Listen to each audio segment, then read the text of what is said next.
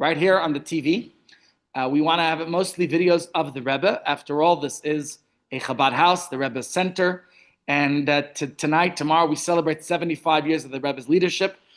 So we're going to have very interesting videos for you. So if you want to sit around after lunch and watch some of those videos, you could certainly do so. And I'm sure you'll very much enjoy it. It will be worthwhile and a good experience. And if there's any particular videos that stand out to you, feel free to send them to me. And if they are good, we will put them on. I'm going to try to keep them as short videos so that, that I guess it doesn't become tedious. But we're going to have a lot of videos on there that you could watch. And hopefully these are videos that will give you inspiration and motivation. And that's exactly what we want to do for all of us that I have no doubt we could all take from the Rebbe's teachings.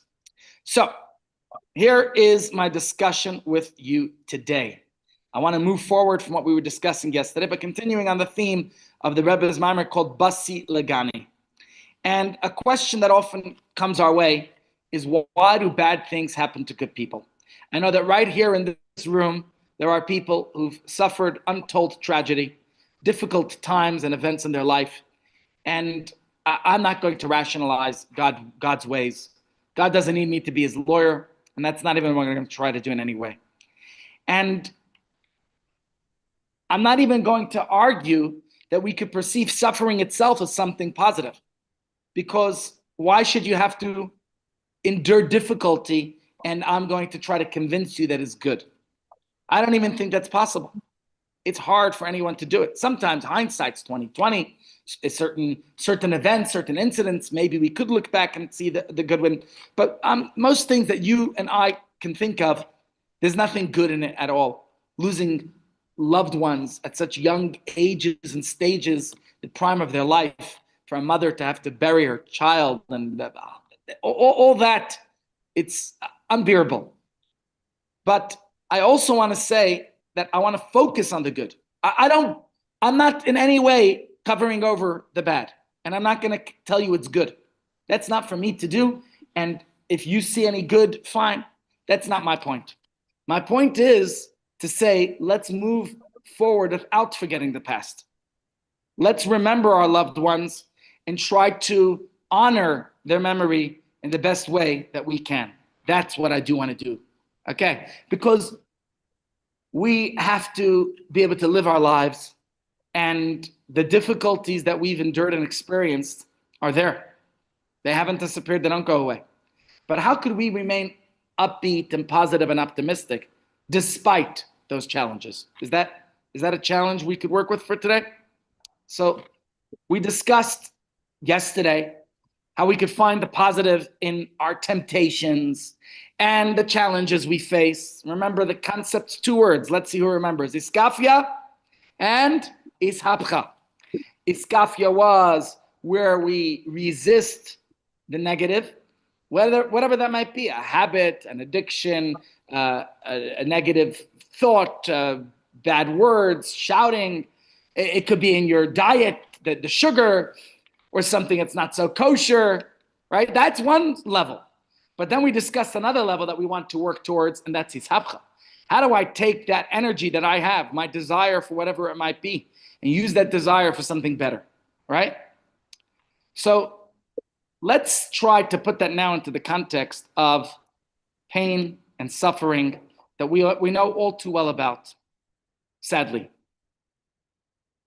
And since we're celebrating the anniversary of the Rebbe's leadership, I think it's worthwhile to look when the Rebbe would write when people would write to the Rebbe, questioning God or trying to understand their own personal suffering. The Rebbe would usually open his response saying that it's certainly not surprising that us as human beings don't understand the ways of God. We understand that perhaps God beyond our comprehension. Not perhaps, God is beyond our comprehension. Yes, God does give us the tools of science and other studies through which we could understand to the best of our ability the ways of Hashem, the ways of nature, because God allows us and permits us and gives us the ability to understand those things. But the kinds of things that we talk about, the human suffering, the catastrophes in the world, all those kinds of things, I think are beyond our comprehension, wouldn't you say? And None of us, we can't understand on October 7th. We can't understand. Here you had Ran Gvili, who was the first one to run out in battle on the 7th of October during the horrible attacks, and the last one to be returned home. But the promise that our children will return to their boundaries, to their borders, has been fulfilled finally. And we see it in our lifetime, the way slowly these matters do, God's promises get fulfilled. But they're not always in our time. Sometimes God has his own time, so to say. And my friends, I think when I think of the Rebbe's point that we shouldn't be surprised that our mind doesn't understand God's ways, because we are created beings, we are finite, so we can't understand the Creator who is infinite, right? And the Rebbe would often give a simple illustration. He said, it's certainly not surprising that a 5-year-old child cannot understand the conduct of a great scientist. Do you know very many 5-year-olds who could understand the work of science or scientists, right? Even though, does that 5-year-old child have the potential that one day perhaps they could become the greatest scientist ever? Is it possible there are people out there smarter than Einstein? We have one, we have in this room, right? Look in the mirror. I didn't say look at me, I said look in the mirror. So in other words, this 5-year-old is possibly in possession of the qualities inherently in them of a great, mature, amazing scientist of the future, right? In potential. But we know that at this moment, it's not surprising to us that this 5-year-old doesn't understand all of science, right? In fact, if you want to teach them science, what are you going to have to do? Rebbitzin, how do you teach the 5-year-old science? You're going to have to tzimtzum, right? You're going to have to contract and condense and simplify your sophisticated understanding, because without it, it's not going to work. Yesterday, true. Well, yesterday, my 15-year-old daughter wanted me to help her with her homework, her science and biology. She wanted me, she said, Dad, you're a paramedic. You have to explain to me how the heart works. And I'm trying to think, the last time I studied this was a very long time ago. Okay, let's start. You're up, how many ventricles, how many chambers, upper ventricle, lower ventricle, aorta. Anyways, I start throwing around the terminologies, and my younger kids are standing around. What's an aorta? What's a ventricle? What's oxygen? So we have a good friend named YouTube.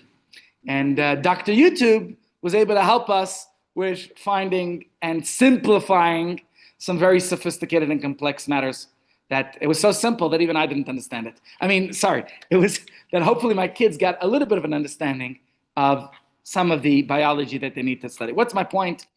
We as finite created beings, how much do we know?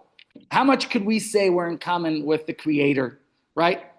Our intelligence, as intelligent as one might be, all the vast knowledge that we might have in our whole repertoire and reservoir and, all deep inside, we know that it's minuscule compared to understanding the ways of Hashem and appreciating God's perspective. We could try and we should. We have a mitzvah to know God. But will we ever truly appreciate and understand and know the ways of Hashem? Right? We as human beings are not in position to look at suffering, at the problems we see, and to perceive its goodness. That's not the point, right? Even though we should believe that even suffering, nothing God does that comes from God could be bad. We said, Teva hatov lahetiv. God is the epitome of good, right? So if it's brought to us by a benevolent God, then ultimately God has some reason and purpose of why something happens. And even the concept of galus, we are in a long, bitter exile. How many years of suffering and pain, right? It makes no sense to us. Because God, who is omnipotent, God is what we call kol yachol, capable of everything, right? God could have made that any benefit that whatever this galus, this exile should ultimately yield, maybe there's less painful ways to experience it. There must be some reason why God allowed an October 7th or a Holocaust to happen. I'm not justifying it. I'm just saying God could have prevented it. Do we not believe that? Well, I'll tell you, God gives us free choice. And therefore, God gave the Nazis and Yamach Shemam and Hamas free choice. But if God really wanted, couldn't God have prevented it from happening? Yes? Or any other pain and suffering that exists? I believe that. So, therefore, I despise galus. I despise the problems. I want to get rid of it. I don't want it to happen, right? But I accept that God gives free choice. And therefore, Hamas did what they did. And therefore, the Nazis did what they did. And therefore, all the horrible things happen in this world. But why didn't God intervene, right? Why didn't God prevent your tragedies, Rosemary, from occurring? Why not? And the Rebbe said, bang, storm the heavens, say Ad Masai. Why? Till when? Why do we need this? Why is this pain and suffering? We cannot understand how death and tragedy themselves are in any way fitting in this garden, right? And I don't think God wants us to accept the pain and suffering that exists. So despite the inexplicable nature of suffering and pain, it's still important that we, the sufferers, I'm talking, everybody's got their own peckle, so, apply it how it might be, that we still should have some form of positive perspective of life. Now, of course, you're not going to say to somebody who's in mourning that they should get on with it and stop mourning. No, because the human condition is that we feel pain and we suffer at those times. But part of the process is then how do we move forward? How do we process the pain and not to naively forget that the pain exists, but at the same time to say that I'm going to live my life despite the pain and suffering, right? That it's not healthy to remain in a place where I can't move forward, where I'm stuck there. And unfortunately, some people do get stuck and they can't move out and they can't move forward. And it's very tragic. And probably the more tragic the situation that they experienced, most likely it's more related to that, why they can't move forward. And we can't judge other people's handling of a situation. Each person has their own ways. But certainly, for the most part, as time elapses, what happens? We hopefully ease into it without forgetting the severity.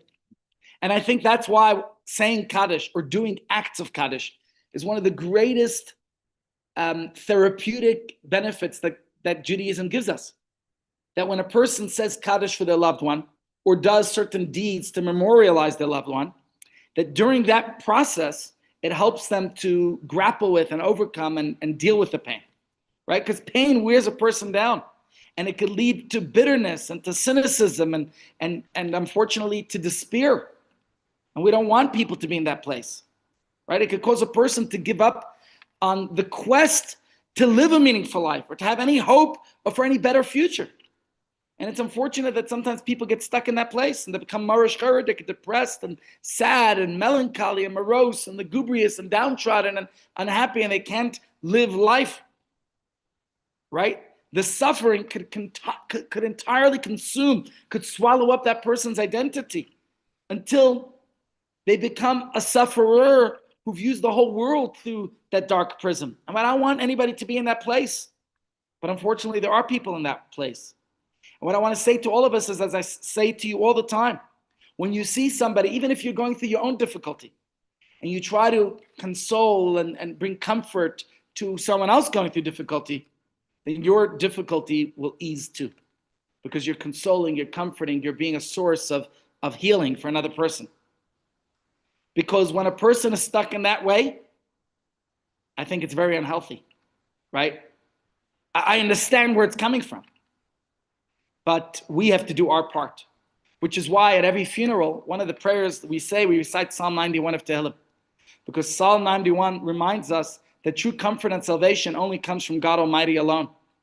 But it also reminds us that each and every one of us is created in the divine image. And therefore, we are all capable of emulating God and bringing that comfort to those in need. And our parsha this week tells us that the Jewish people had the pillar of cloud guiding them and protecting them during the day, and a pillar of fire by night. And our sages tell us in the teachings of Chassidus that what was the symbolism of the cloud by day and the pillar of fire by night? Well, day, we all know, is when the sun is shining, when life is leka, it's all good. And when life is good for me, I'm happy. But do you know that while I'm enjoying life, there are other people who are going through the most excruciating pain, who are going through other difficulties? Can I not pay them a word of sympathy? Can I not be more empathetic and feeling and be there with them during their difficult times? That's a reminder to us. The cloud, even when the sun is shining for me, there's still pain, struggles, challenges, difficulties for others. Other people are having an overcast day. And let's try to put a smile on their face. Let's try to comfort them. Let's be there for them. And you know what happens when we do that? When it's dark. And dark, I'm not only talking literal darkness of night, but also the figurative darkness of night. When we might be going through our own challenge and struggle, then there's a pillar of fire. There's a light that will be there for us in that time. If we could be the light for others in their darkness, even though it's daytime, the sun is shining for me, all is leka, but I could be the comfort for others, then Hashem will give me the pillar of fire when I go through my night. Let's remember how important that is. And when we see people still wallowing in their suffering, let's realize that's not a good, healthy place for them to be in. And therefore, we should do whatever we can to uplift them. And because the goodness of God is expressed and revealed in this world, and we know that ultimately God is good, then whatever negativity they're enduring at this time is not something they should continue with. Of course, like I said, there's a context. King Solomon says, like Kol's man va'es, there's a time and place for everything. Don't dance with somebody who just lost their loved one. That's the wrong time, right? There's a time and place for everything. But we still have to remember what's the untish hashura, the bottom line of our discussion here, that this world, basiligani, is a garden. This is God's garden. And even though it's sometimes difficult to see it as a garden, well, what did the Rebbetzin say before? Go buy those plants when they're ready to be planted, and they're going to give you right there, at that right moment, like Tu B'Shvat, even though it looks barren now. But you have to dig, you have to plant, you have to sow. And then ultimately, Berina, with joy, you'll have what to reap, what to enjoy. But at the moment, it looks barren. At the moment, it looks like there's no better future, there's no hope. But we know there is, right? Because you're buying it from the nursery. And we know this world is God's garden. And if somebody is at the moment not feeling it, and they don't see it, and they can't see beyond their suffering, then we have to be their comforter, their consoler. And that's, I think, the point. That sometimes it requires a little bit of digging, right? And let's talk about how to dig. What can we do? How can we dig deeper in our own life? Now, something I wanted to talk with you guys about, I don't know if we'll have time for this, I've done it previously, is Rambam. Next Sunday is going to be the Siyum Rambam. If you haven't yet booked, today is the last day. We need the bookings to come in so that we can finalize numbers with the caterer. I want to share with you some thoughts and some teachings from Rambam Maimonides, because one of the Rebbe's major campaigns was the study of Rambam, either 3 chapters a day, which will take about a year to complete, or 1 chapter a day, which will take you 3 years to complete, or even if you study just 1 mitzvah a day, which will take longer, but you're studying every day. And Rambam, who was a physician and scientist and philosopher, the Rebbe really emulated a lot of his teachings. I want to share with you now one of the teachings of Rambam that I think will help us understand this idea, because Rambam writes this in his book called Moreh Nevuchim. Are you familiar with Moreh Nevuchim, the guide for the perplexed? Are you ever perplexed? Maybe this guide could help you out. So let's see what he says in Moreh Nevuchim, the guide for the perplexed. Okay, I'm going to read it to you from my phone. This is where I got my texts for today. Rambam says, people think that the evils in this world are more numerous than the good things. You know what we call that in modern psychology? There's a term. We even have names for it. That's what we do today. You think ADHD is a new thing? It's been around forever. I had ADHD probably. But just in those days, nobody took it to the doctors unless they were dying. We didn't go for every little thing to the emergency room like today's kids. The kid has a boo-boo. They're calling Hatzalah. They want the helicopter to come rescue. We live in a different world today. So Rambam says people focus more on the negativity. That was we call it in modern terminology, negativity bias. Heard of it? Remember the idea I described yesterday where the professor puts the big board and puts a red dot. And what does everybody asks? What do they all see? Everybody focuses on the red dot, even though it's 99.999% not the red dot, right? But that's the way it goes. And Rambam says many sayings and songs of the nations dwell on this idea. It's nothing new. In those days, many professors and philosophers spoke about this too. It's not only Jews who kvetch and complain. Look at the parsha this week. There's plenty kvetcherai, right? Says Rambam, they say that a good thing is found only exceptionally, whilst evil things are numerous and lasting. Is that true? Well, you turn on the news, what are the headlines? Murders here and hurricanes there and wars and Iran and Armageddon and this. Yeah, because I, who used to own a newspaper, could tell you that bad news sells, good news for some reason doesn't. I tried to have a good news column. Nobody even read it. Nobody cared for it. In the news, in the media world, they say, if it bleeds, it leads. That's what people like to read. Says Rambam, not only common people make this mistake. You think it's just the common folk, not us, the chashuv mention right here. If you come to Chabad Longevity Club, you're obviously from the sophisticated, higher echelon of society, right? And just look at the crowd here, everyone. Yeah? So you're not like, no, says Rambam, there are many sophisticated people who are wise, who are clever, who have high degrees of all kinds. I remember a great story. When I was at the UN a few weeks ago, remember when I was at the Kinnos, I went to the United Nations. And there I met with a Jewish lady from Cuba. Interesting. She lived in Cuba and she came to the US in the 1980s. And she's been working at the UN since then. She's a reporter. I don't remember who she reports for, not for like a media outlets, but for, she writes reports on all the happenings at the UN. I wish I kept her information, but I could find it out if need be. Anyways, I asked her if she knew about the time that two rabbis went to visit Ernest Hemingway. Ernest Hemingway lived in Cuba. Now, I'm not the biggest laureate. I'm not the biggest, the most well-versed in literature. So I don't even remember, but I remember in college I had to read some Ernest Hemingway writings. What was he, poet? And I don't even, remind me, what was his specialty? I know. What did he write? Because I remember we had to read some of his writings, and when I was in college, novels? You know how depressed he was? He killed himself. You know, some other famous people. Just a few years ago, remember Robin Williams, famous actor. We liked his films, and he was so funny. He was a comedian, cheerful. Also killed himself, right? So it's not uncommon that sometimes you look at people, you think that person, they committed suicide? Really? It doesn't make sense, because not everyone is living the rosy life we think. Sometimes the more they show off how rosy and impressive it is, the more you know there's tsaris.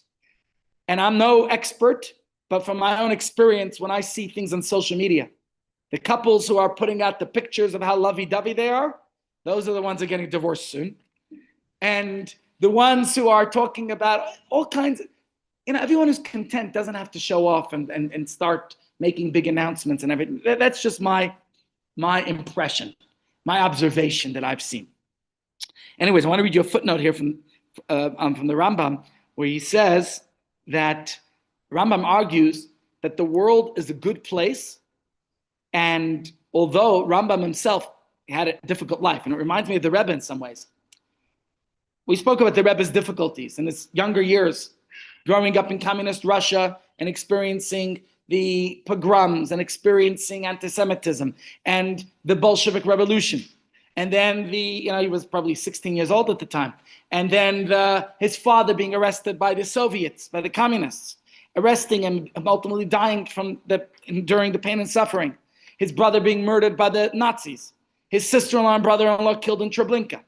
His father-in-law, so much pain and suffering that yet the Rebbe overcame and persevered. Not naively, but as we're looking here, the Rebbe's perspective. He memorialized his family. He didn't forget that they were murdered and shove it under the rug, right? Rambam, who was in many ways the Rebbe's teacher, even though they're centuries apart, but the Rebbe very much kocht, he was so engrossed and involved in the teachings of Rambam. Rambam went through lots of difficulty himself. As a youngster, he had to flee from the Almohads in Spain. What else? His brother, who supported the family, so Rambam could study medicine. What happened to his brother? Died tragically at a young age in a shipwreck, I think, right? His own duties that he describes working for the, the Mufti, what is he called? What are they called? The Egyptian, gosh, how does that name skip me? No? He was a visor, he was the physician for the Sultan, thank you. Me and words. I didn't take any vitamins this morning, so my point is, he also had a lot of difficulties in his life, and he writes about them. Remember in our Shabbos course, which we'll get back to maybe soon, in the Shabbos course, we read the introduction. Rambam writes in one of his works where he describes his own schedule. And although Rambam encourages that you eat 3 meals a day, breakfast like a king, lunch like a prince, and supper like a pauper, he himself didn't practice that. He didn't get to eat breakfast or lunch most days because he was so busy tending to the Sultan and his family and the ministers and advisors and everybody else that he had no time himself for all those things. So I was just saying that as a side note. Now, Rambam writes here in Moreh Nevuchim, he says that Al-Razi, who was Al-Razi? That's the note that I wanted to look at. Muhammad ibn Zachariah Razi, who was a Persian physician and philosopher. It's very interesting because I'm reading to my kids a story now at bedtime. They like scary stories. So I'm reading them the 5 novelists, the Bustanai story, which takes place in the era of Muhammad, but this is a little bit later, in the Persian Empire and what the Jews were going through then. Separate story, but just interesting, putting things into context and perspective.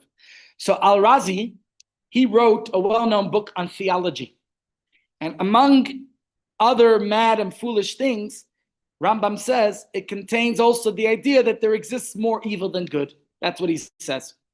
This was, again, a sophisticated, literate, the Muslim world. I don't want to even talk about today besides for the extremists. I'm not one of those who buys into the media. There are plenty good, people out there, but the Muslim world throughout history contributed tremendously in science and mathematics in so many areas. So either way, this Al-Razi, Rambam says, maintains that if the happiness of man and his pleasure in the times of prosperity can be compared with the mishaps that befall him, such as grief, acute pain, defects, paralysis of the limbs, fears, anxieties, troubles, it would seem as if the existence of man is a punishment and a great evil for him. That was Al-Razi's conclusion. Let me ask you yourself, I'm digressing because there's a lot more to read from Rambam. And I want to read the Rambam to you, but I want us to analyze that as we go through. Let's think since, what time did you wake up this morning? 5 a.m., 6 a.m.? How many not good things happened? And oftentimes our mind, because of the negativity bias, thinks this person insulted me, that person didn't look at me nicely, the other person, and our mind just wanders to what's wrong. All the problems. So we have to reverse that and change it. While those are true, your feelings are true. And you have every right to be insulted if somebody wasn't nice to you. I'm not telling you have to ignore it. But I want you now to focus for a moment and think about all the good things that happened. How many compliments were paid to how about the fact that you even woke up this morning? How about the fact that you have clothing to wear and a home and shelter and food and car and petrol and whatever else? Start counting all the blessings. But Al-Razi focused on all the negative, on the problems.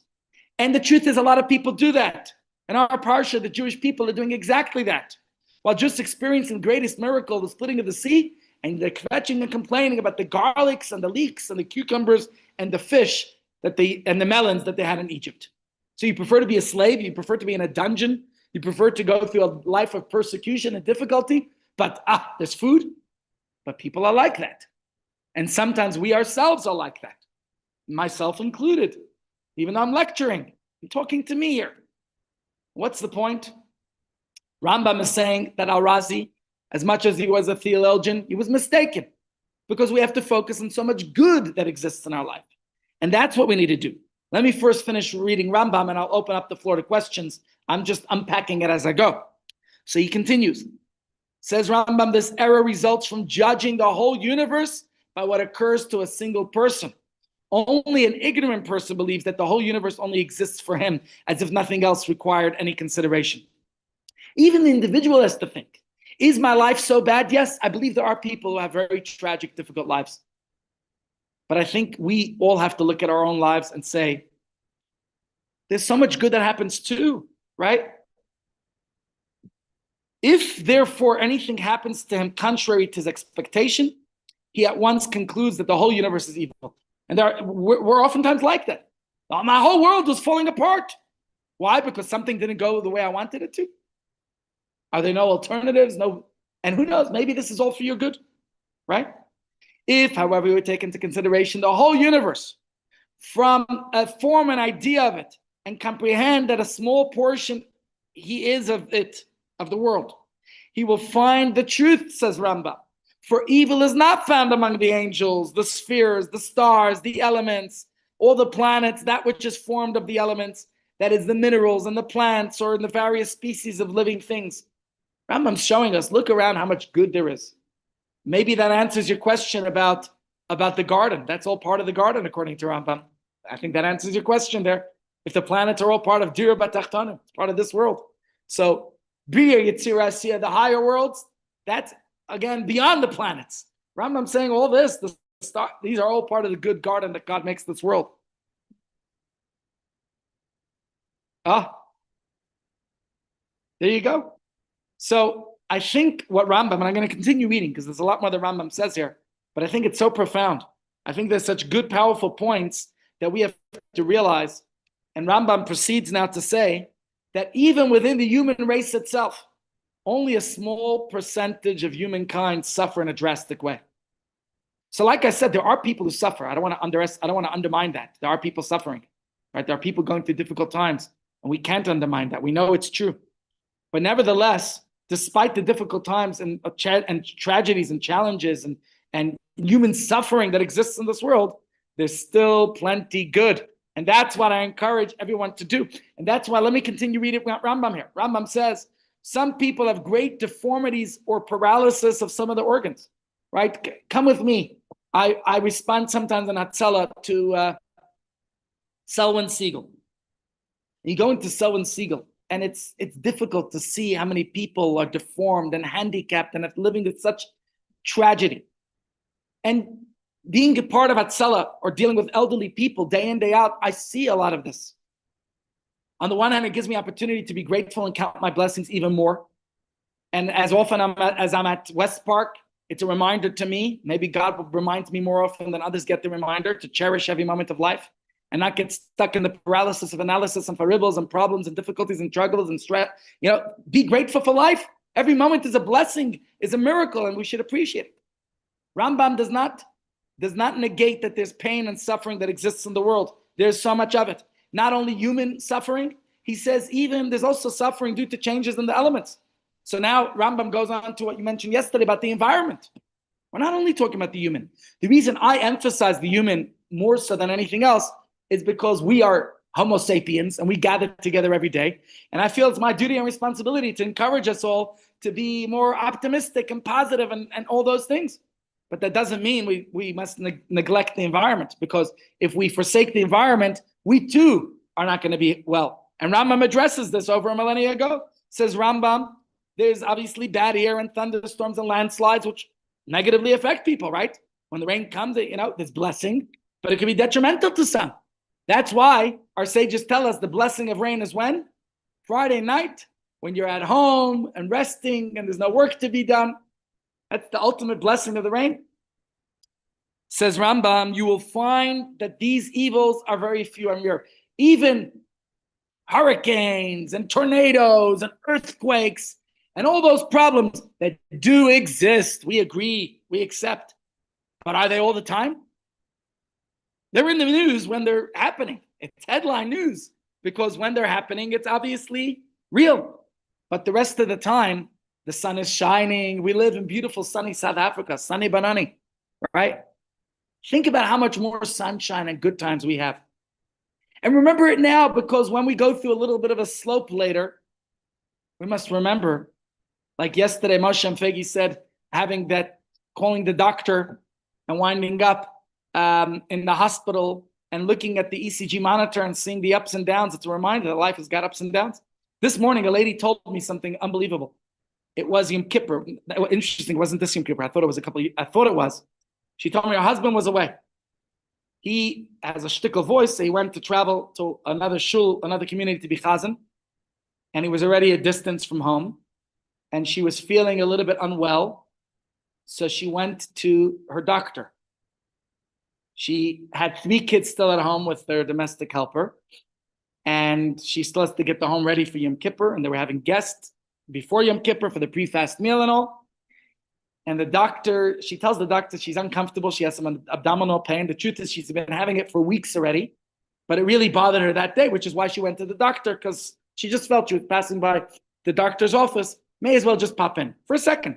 Let the doctor check, and then if need be, after Yom Kippur, she'll come back.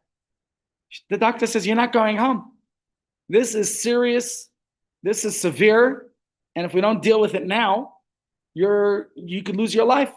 And she says, no, doc, please. I managed till now. She said she's been going through this for 3 months, and it was fine. And she just went into the doctor only because after Kapparis on Yom Kippur, Erev Yom Kippur morning, leaving Torah Academy, she thought the doctor's office is open. Let me just check, quick in and out, so that Yom Kippur she could fast better. And the doctor says, no, you're not going home. She calls her husband, who of course, he was on a flight already on the way, so he couldn't answer.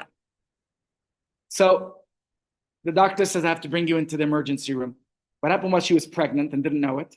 The fetus was in her fallopian tube in the wrong place, not where it should be. And the doctor said, if we don't perform an emergency surgery to remove this child, the fetus, then she will not survive. So it's interesting. She was begging the doctor to let her go home for Yom Kippur. Now she had to make all these other alternative plans that someone else, what are the kids going to do? The maid doesn't know the rules of Yom Kippur. How are you going to get the kids sorted? 3 little kids at home, husband on a plane. Eventually she gets hold of her husband. He's distressed. Should I turn around? She says, what's it going to help? You can't do anything for me. She also, that in order to perform the operation to remove the fetus, they had to, she couldn't eat for 8 hours before. That's the rule. So she said she wound up having Yom Kippur a day earlier. Well, everyone had to eat Erev Yom Kippur. She winds up fasting on Erev Yom Kippur. For 8 hours, she couldn't eat. And then obviously, I actually didn't go into detail. She had to eat on Yom Kippur itself, which would be completely halachically mandated, not optional. She would have to eat on Yom Kippur to save her life. But it's just interesting to me that the doctor said to her, had she come in a day later, she could have been gone, according to the doctor's assessment. Sometimes you take the car to the mechanic and the mechanic says to you, you can't drive it. If you're going to drive the car, one more, you're going to have a terrible accident. The brakes aren't going to work. I don't know. Maybe yes, maybe no. But the fact of the matter is that in this instance, her life was saved. She could have gone a day later and been gone. It's an incredible idea. But the point I'm getting at, I don't even remember when I do these digressions. Where am I holding here what Rambam says? Rambam says that there are countries that have not been flooded or burned for thousands of years. Let's look at South Africa for a moment. Right now, yes, there are floods in Kruger Park, I know, and it's causing major inconvenience for some tourists. But let's just think about the natural disasters that go on around the world. Because unnatural disasters, we have some artificial disasters here, whether in government or in crime and all that. Those are real disasters, I won't deny. But think about how beautiful this country is. Think about it for a moment. Do we get hurricanes? Do we get earthquakes? We had a little earth tremor 2.5 years ago, I remember it.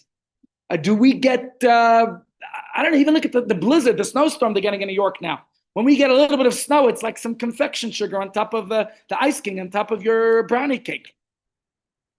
We don't get any of that they get around the world. Think how lucky we are here. Yeah? Sure.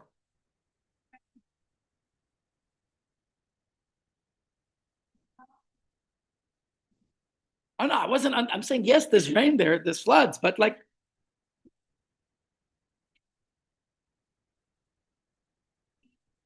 Yeah.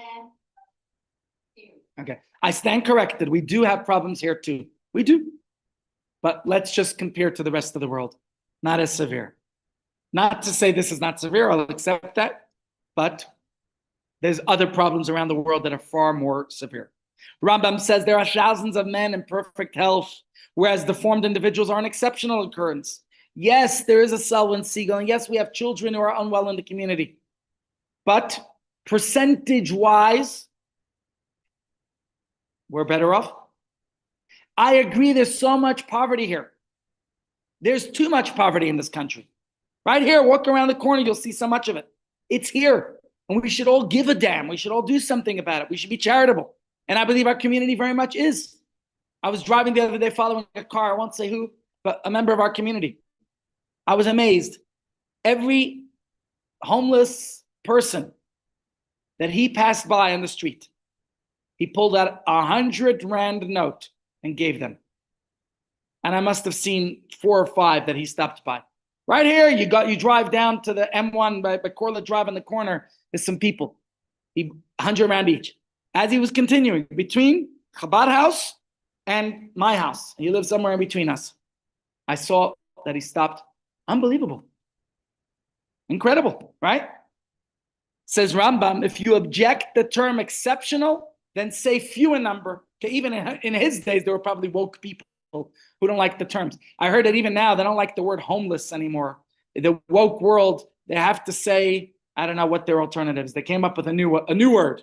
It's not homeless. It is, I don't know what makes it sound any better. That poor person doesn't have a home. Okay, you want to try to sugarcoat what do you want to call him? Rambam says, whatever you want to call it, he says that not even 1/100th, not even 1,000th of those who are normal, who are blessed, who are fortunate. Yes, you could say even the fortunate people who are living a good life sometimes have tragedies and difficulties. Rambam's not undermining that. He's just saying, look at your own life. Compare the bad times to the good times. You'll see the good times by far outshine and outnumber the bad days. Do you agree? Not negating, not denying the bad. We're not saying that it's all good. And I think all this, Rambam here is talking about the pain and suffering that results from nature. But then he goes even further. And he makes a similar point regarding suffering from human actions. So you want to say we don't have very many natural disasters in South Africa? Yes, at the moment, we have them in Popo. But well, there's theft and there's robbery and there's problems and carjackings. Yes, we all agree, yeah?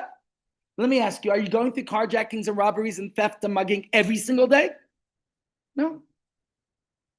Are you? We aren't.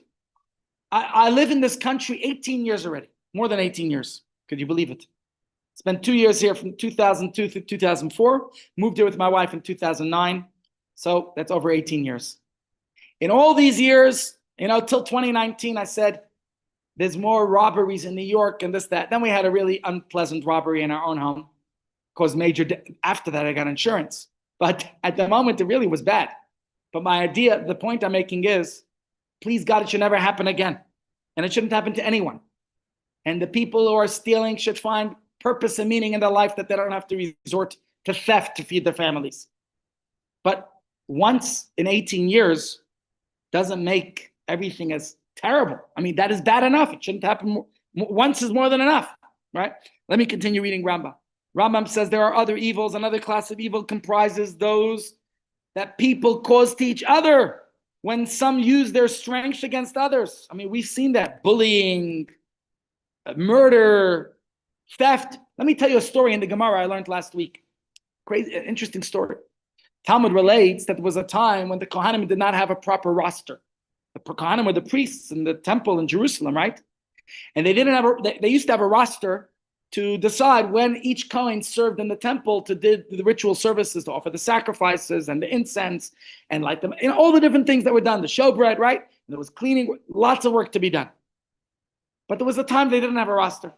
And there were 2 Kohanim who were racing up the ramp to offer one of the sacrifices. You know the story? And on the way, one pulled out a knife. He wanted to win the race. So what did he do? He pulled out a knife and stabbed his fellow Kohen running up the street. David, do you know such people in your family? Not your own family, distant family Kohanim. They were going up the ramp. What did I say? The street, sorry, not the street, as they were running up the ramp. It's good that you correct me. Sometimes I watch videos of other rabbis talking. I'm like, How does he make such a gross mistake? But as we talk, we wind up saying things we don't mean. Anyway, so he runs up the ramp and one Kohen stabbed the other. In the meantime, the other Kohen runs up to do the service. And the father of the Kohen who was stabbed gets up to make an announcement. What's his announcement? Not that he's upset that somebody stabbed his son, or that how could we have such despicable behavior, etc. He says his son is alive, so therefore there's no question of tumah. We could go on with the rest of the service. And the sages, tumah is the laws of ritual impurity. The sages in the Talmud said they obviously had the wrong priorities, and they had to reconfigure, they had to re-educate the people. If your priority of concern is whether we're ritually impure because of a dead body, instead of being concerned about the way people are treating each other, then something is wrong, okay? Something is terribly wrong. Reminds me of another story. You were never going to learn anything here with all my digressions and stories. Okay, just tell me if I told you the story, then otherwise I don't want to waste your time telling you another story that you already heard. What are you going to come back for tomorrow? I tell you all my stories today? I won't remember, my memory. So the story goes that one day two of the great Talmudic sages, their names, now it forgets me the names, and I told it on Shabbos, so how could I forget the names now? Okay, hopefully I'll remember it soon.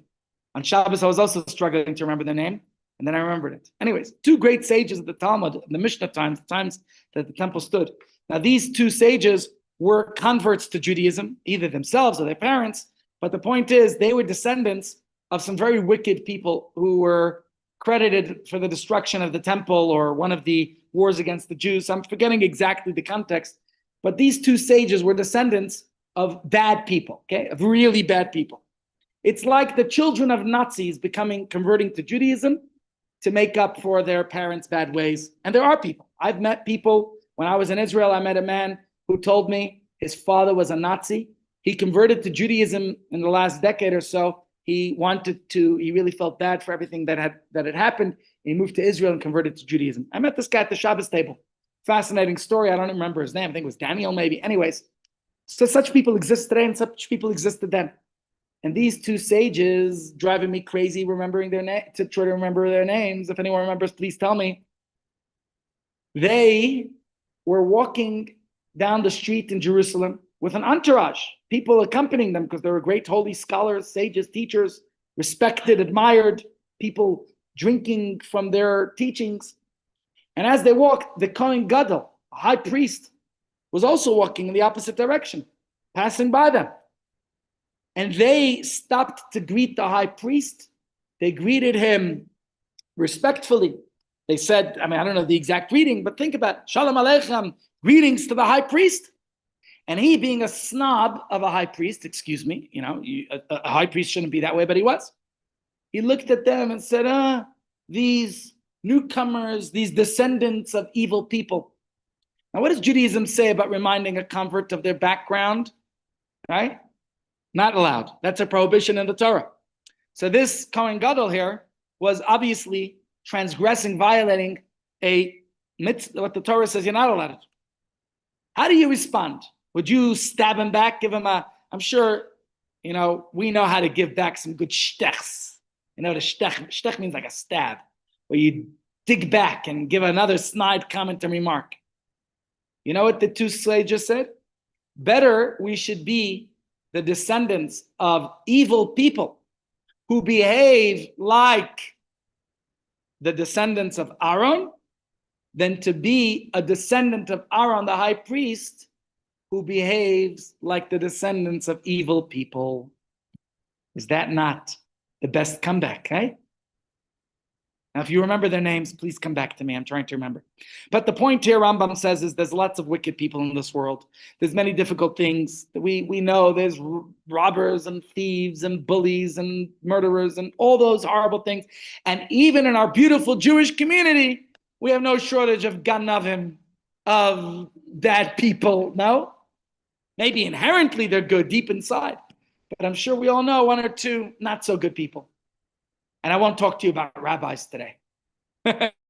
I'm biased. All rabbis are perfect, right? And Rebbitzon's even better. The present company excluded, fine. But the rest of them, this okay, without going into all that, what's the point? Rambam says that as bad as there are people out there, okay, time for another good old joke. So one morning, the baker goes in to get a haircut. And he comes into the barber, and the barber says, look, I'm in a good mood. I want to treat you out. I'm not charging you for the haircut. So the baker is very impressed and touched, appreciated that free haircut. So as a gift, the next morning, he sends a dozen bagels. And you know what a baker's dozen is? 13 or 14? 13. So he gets 13 bagels. Wow, that's so sweet. I got to pass on another act of kindness. And the florist walks in. He thinks, I'll be very nice to the florist. And he gives the florist a free haircut too. And the florist is most grateful and appreciative. So he sends in the next morning a dozen roses. Do the florists also have 13 in their dozen?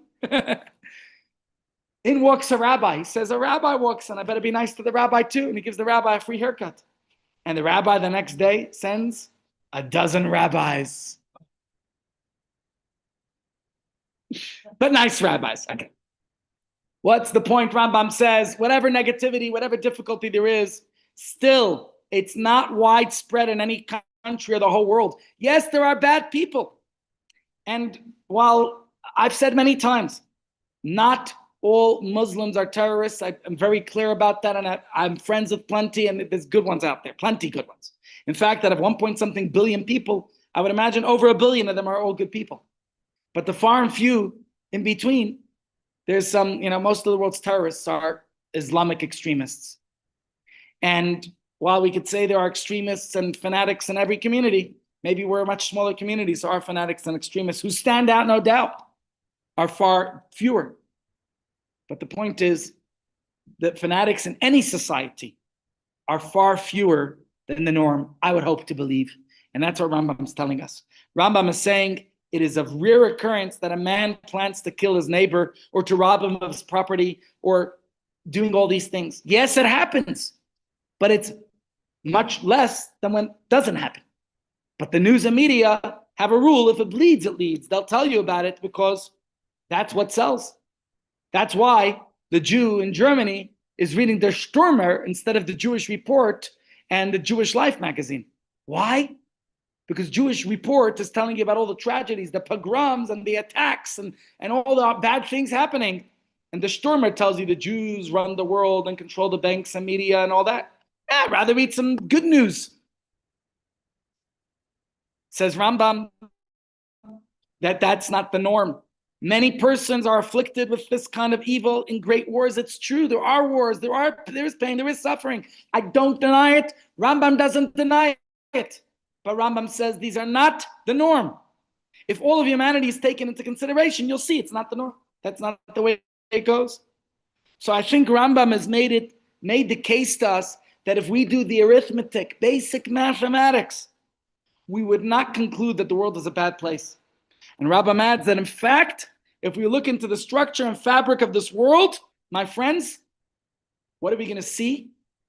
If you look through God's lenses, if you study Torah and the Torah is your instruction manual, your guide for life, then you're going to see things the way the Torah shows us to see them. And we won't take the blessings of life for granted. We'll realize, yes, there is evil that exists, but we'll also realize that it's not the norm. And let's just read a little bit more of Rambam. The more necessary thing is for living beings, the more easily it is found, and the cheaper it is, the less necessary, the rarer and dearer. So now Rambam's going into not only the environment and people and all those things, he's talking about just commodities. Think about it. Air is free. You know why Jews have big noses? Because the air is free. I just made up that joke. It's a terrible one. No, it's an old one? Okay. I'll tell you the real reason you have big noses. To stick them in the 5 books of Moses. Okay. Water. Water is abundant, my friends. Right? Even food. You remember the story of Shirley Chisholm, who was so upset and disappointed that she was appointed to the whatever committee about the trees. They were making fun of her. But when the Rebbe advised her, the Rebbe said, go see that you can take that overabundance of food that America has and use it to feed the poor, the sick, the elderly, pregnant women, and so many people who are in need of food. Stop instead of looking for the problems, and Shirley Chisholm did that and credited the Rebbe for it, right? So think about all these things, and let's look at it in that order. Ear is most necessary, right? Without ear, what's going to happen to us? Just for a short time, choking, just for a short time without ear. We'll expire, we'll die, right? And yet, so ear is abundant. It's everywhere. Next, think about water. Water, you could survive a couple of days without water. Remember the rabbi who came to speak here a few months ago and told us how we lived 9 days without water. It was crazy, but he survived. Ear is more plentiful and cheaper than water. In fact, it's free, right? What else? Water is more necessary than food. Some people could survive 4 or 5 days without food. I did it for 6 or 7 days. Remember, a couple of years, what is it? It's probably 1.5 years ago, 2 years ago. I already forgot how long ago it is since I did that diet. I have not done it since. I jumped off an airplane once. I've done the week diet once. I don't know if I could do it again, but I could. I just don't have the willpower to do it again. That 1 week was a ganug. There's too much good food out there not to enjoy. But again, the point is, you could survive longer without food than you can without water. So which one's more abundantly available, water or food? Water, okay? And says Rambam, water exists in every country in large quantities, more so than food, and is also cheaper than food. And then he says the same proportion can be noticed in the different kinds of food, right? That which is more necessary exists in larger quantities and is cheaper than that which is less necessary. Do you need to eat caviar every day? No? Okay, so we don't have as much caviar. By the way, caviar you can also get plenty of. My cousin was in Alaska. He drove by these guys fishing. He asked them if he could buy a fish off them. They said, no, we're not allowed to sell it. It's illegal to fish on that harbor for commercial purposes, only for personal pleasure. My cousin says, look, I don't know how to fish. Can you get me a fish? I'll pay you for your time, not for the fish. So he paid the guy $25. He gave him this enormous salmon. Cut it open, 2 sacks of caviar, enough. And let me tell you, that salmon was so fresh and delicious. He brought it back to New York. I tasted it. It was great. So what's my point? Let's look at these ideas here. I'm going to have to wrap it up shortly. Got a share and meeting upstairs in a couple of minutes. Rambam's points. Evil is not found in the spheres, the elements, the minerals, the plants. Remember, yes, while evil exists, but it's far few in between. It's not the norm. Remember that it's unusual, says Rambam, that a person's born with deformities. It happens. There are people suffering. He talks about natural disasters, the same thing. These happen, they exist. No denial of them. But they're not regular. They're not as much as the norm. And the same thing for crime and all these other terrible things. It's not the norm. Yes, it's in the headlines, it's in the news, it's in the media. If it bleeds, it leads. All that is true. Says Rambam, no intelligent person, I think, in Rambam's opinion, considers musk, amber, rubies, emeralds as very necessary to survive, right? So now you go into medicines and precious gems and minerals, they're even fewer. And by the way, there's probably plenty of those too if you extract them. Let's go digging. Probably underneath us there's lots of gold. No, aren't we in Josie, the city of gold? Let's find it.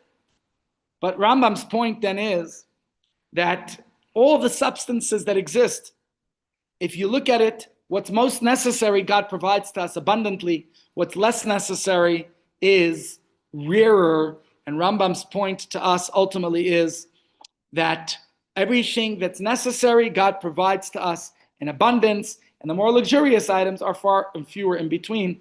And I think that's a very powerful and important point that we could wrap up today's discussion with, that we have to remind ourselves that there's so much good about life, and we even take it all for granted most of the time. We take our loved ones, our children, our family, our spouses, our parents, our siblings. Do we take them for granted?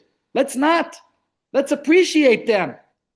And there's no better present we could give our loved ones than our presence. Yes, again, I agree, there's suffering, there's pain, but it's a small percentage of what is actually going on in the world.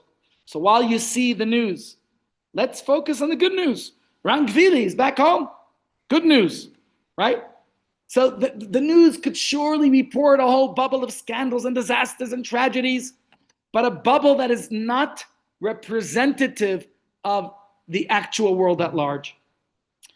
And so with all the headlines of the vicious crimes around us here in Joburg, and maybe some people in politics who don't belong there, and all the other rumblings and revolution in Iran, and what else?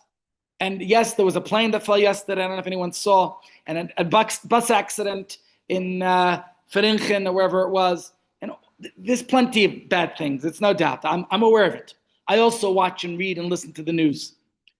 And that certainly can easily impact our perception and cause us to think that the world is a jungle. But my friends, tomorrow, on the 75th anniversary of the Rebbe's accepting the leadership of Chabad, I'm going to come in my kapata tomorrow because it's a special day to celebrate. And we're going to learn that first discourse that he taught us and reminded us that no, this world is not a jungle. Basi legani. This world is a garden, a beautiful garden. And if you don't see the beauty in the garden, then maybe we got to get to work and we got to dig a little bit. And then we're going to notice, and our own perception will change, that yes, there are some weeds in the garden. I agree. But there's also gorgeous trees. There's also beautiful flowers and roses and trimmed hedges and all the other wonderful things. If you just pay attention, you'll see them. So it's our choice. What do we want to see? Do we want to see the schmutz? It exists. It's here. It's there. Or can we be part of the solution instead of the problem? Let's clean up the garbage, right? And even if there's garbage in the garden, is it not a garden anymore? You tell me. I think it's still a garden. And why is it this way? Because it must be this way. God says, Basi Legani, this is my garden. I've come to my garden. Now it's time for us to cultivate the garden and to care for the garden. And tomorrow, please God, I want to talk a little bit how to do that, because obviously there's still a major gap. The world, while we are all in agreement that it's God's garden, but what about the suffering and the pain and the disasters and all these things? While we said most of the garden doesn't have it, and most of the world is not in pain, but it still exists.